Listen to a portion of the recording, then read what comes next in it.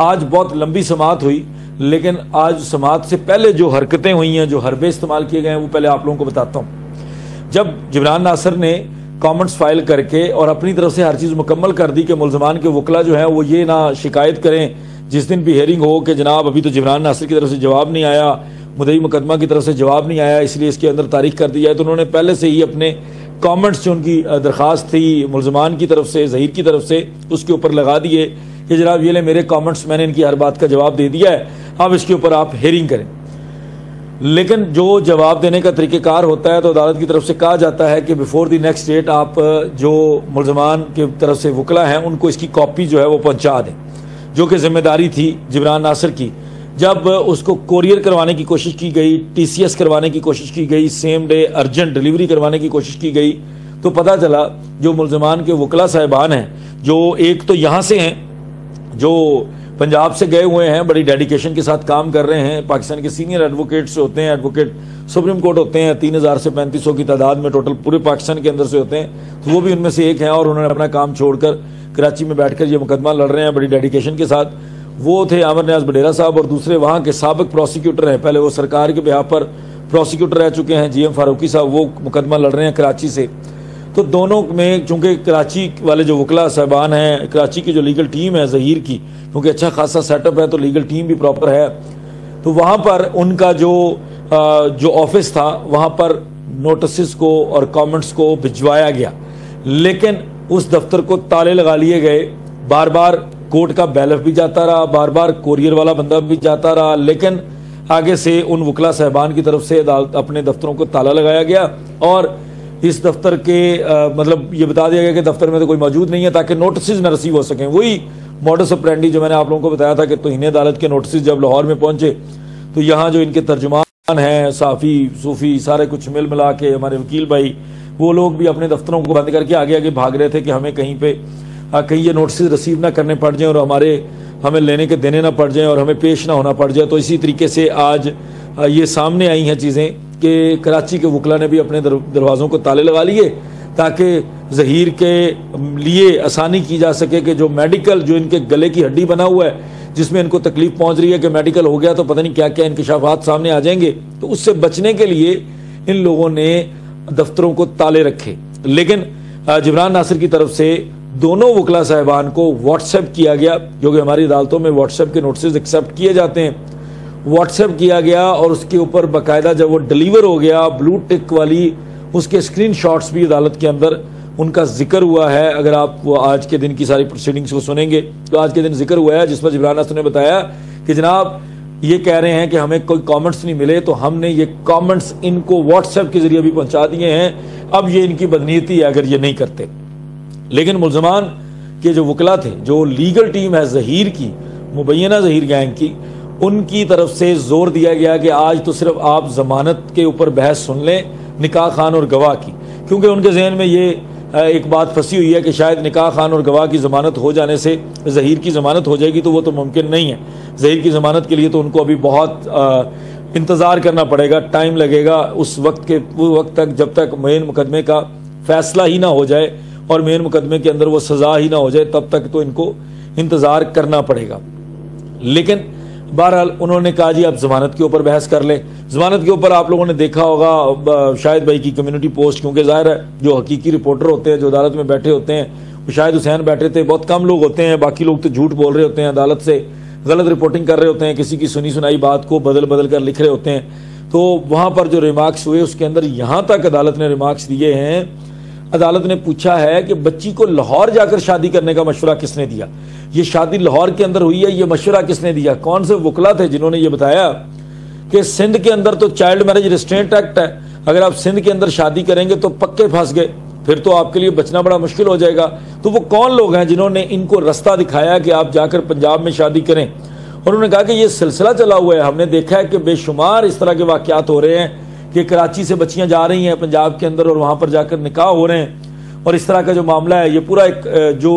Setup चल रहा है या जो भी लोग इस चीज़ को हवा दे रहे हैं, जो चाइल्ड मैरिजेस को, चाइल्ड ग्रूमिंग के ऊपर या इस तरह के कल्चर को फ़रोग देने की कोशिश कर रहे हैं, तो वो लोग, ये उनकी प्लानिंग लग रही है। मतलब अदालत की तरफ से बहरहाल ये रिमार्क्स आए कि किसने मशवरा दिया है। वकीलों के ऊपर भी सवालात उठे कि शायद वकील इस तरह से गाइड कर रहे हैं। फिर बहुत सारी और भी चीज़ों के ऊपर डिस्कशन हुई, जिसके अंदर अदालत ने यह जिक्र किया कि बच्ची का अगर बयान आया है तो उसके ऊपर उसको किस तरह से देखा जाएगा, जिस पर जिब्रान नासर ने कहा जनाब बच्ची माइनर है, बच्ची को सिंध हाई कोर्ट ने भी माइनर लिखा है, बच्ची को तमाम अदालतें माइनर लिख रही हैं, तो बच्ची के तो किसी बयान की कोई हैसियत नहीं है, तो इसलिए बच्ची के बयान को तो साइड पर रखते हैं। मुलजमान के पास तो इसके अलावा कोई और चीज़ भी नहीं है। लेकिन बहरहाल जो MLO की हद तक है, वकला जो ज़हीर के वकला थे, ज़हीर की लीगल टीम थी, वो बड़ी कामयाब हुई। उन्होंने खप खुप डाल के कहा कि जी हमें नहीं, इसके ऊपर तो एक तारीख दें, हम इसके ऊपर बहस करेंगे, बिल्कुल हमें थोड़ा सा मौका दें तैयारी का। झूठ झूठ बोला, और हालांकि कोर्ट के अंदर ये साबित भी हो गया कि इनको मिल चुका था सारा मटीरियल, जो भी जिब्रान नासर ने जवाब दिया वो इनको मिल चुका था। लेकिन उसके बावजूद बहरहाल वो इस चीज़ के अंदर कामयाब हुए, जिस पर अदालत ने कहा ठीक है, कल के दिन तक मैं आप लोगों को मोहलत देता हूँ, कल के दिन में आप पेश हो जाएं, कल के दिन में आप लोग MLO के ऊपर बहस करें, फिर मैं कल के दिन में MLO को निपटाऊंगा। जमानतों की हद तक उन्होंने कहा जी जमानतों की हद तक मैंने बहस सुन ली है और फैसला महफूज है, किसी भी वक्त सुना दिया जाएगा। उसके अलावा ट्रायल कोर्ट के अंदर कुछ देर के अंदर आप लोगों को फुटेजेस मिल जाएंगी, हथकड़ियों वाली जो लोग आप लोग चाह रहे होते हैं,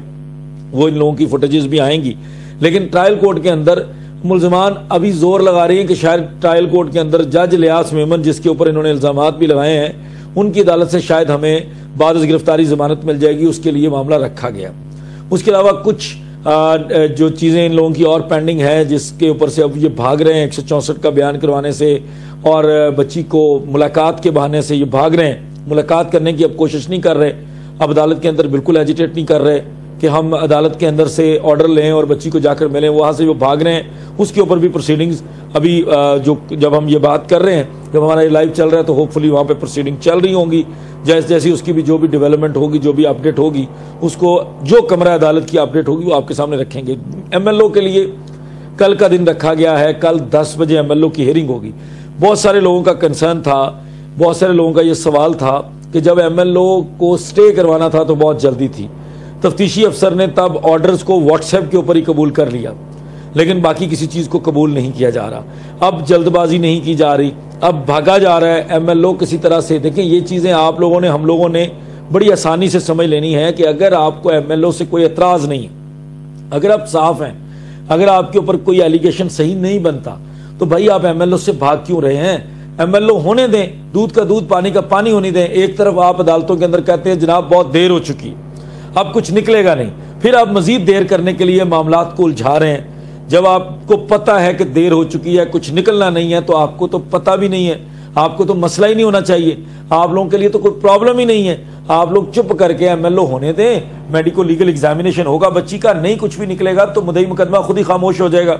और अदालत का ऑर्डर भी सेटिस्फाई हो जाएगा। लेकिन अगर आप लोगों को लगता है कि उसके अंदर से कुछ निकलना है, तो यकीनी तौर पर इसीलिए आप बार बार इसको चैलेंज कर रहे हैं, आप उलझा रहे हैं। अदालत के अंदर डिलेइंग टैक्टिक्स इस्तेमाल किए जा रहे हैं, जानबूझकर झूठ बोला जा रहा है, जानबूझकर दफ्तरों को बंद रखा जा रहा है। दफ्तरों को बंद रख के आप लोग चाहते हैं कि नोटिस आपको ना मिलें, आप लोगों को कमेंट्स ना मिलें, जो सब कुछ आप लोगों को व्हाट्सएप के जरिए मिल चुका है। मैं आप लोगों के सवालात लेता हूं, 2 मिनट मुझे दीजिएगा, मैं 2-3 चीजें हैं वो आप लोगों को एक्सप्लेन कर देता हूं।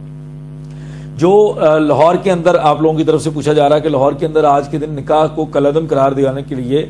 जो मुकदमा दायर किया गया हुआ है मेहदी अली काज़मी के बिहाफ पर, जो जिब्रान नासर साहब की लीगल टीम में ज़ारा हम भी हैं, फ़ाद सदीकी साहब मुझसे भी पहले हैं, तो फ़ाद सदीकी साहब की तरफ से वो दायर किया गया, लेकिन आज से हम भी उनके साथ हैं और हम उनको सपोर्ट कर रहे हैं उस दावे के अंदर, उस मुकदमे के अंदर। उसमें अगले हफ्ते की 8 तारीख, अगले महीने की 8 तारीख है, 8 अक्टूबर तक वो आगे गया है, क्योंकि उसके अंदर अभी नोटिस का प्रोसीजर पूरा नहीं हुआ। वो उसके बाद आप लोगों को अच्छी डेवलपमेंट्स मिल जाएंगी उसके अंदर। कल के दिन में बच्ची की तरफ से वालिदैन के खिलाफ एक मुकदमा दायर किया गया है कि मेरा निकाह तस्लीम करें। जो आपको पता है कि वो गैर कानूनी तौर पर एक वकील साहब माइनर के वकील बने, तो उनकी तरफ से दायर किया गया है। उसके अंदर हम बाज़ाब्ता तौर पर कल पेश होंगे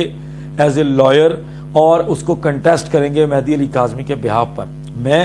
और फ़ाद अहमद सदीकी साहब जो हैं, हम दोनों पेश होकर इस मुकदमे को लड़ेंगे और इंशाअल्लाह ताला उसको ख़त्म करवाएंगे, क्योंकि वो मुकदमा गैर कानूनी है, वो मुकदमा सही नहीं है।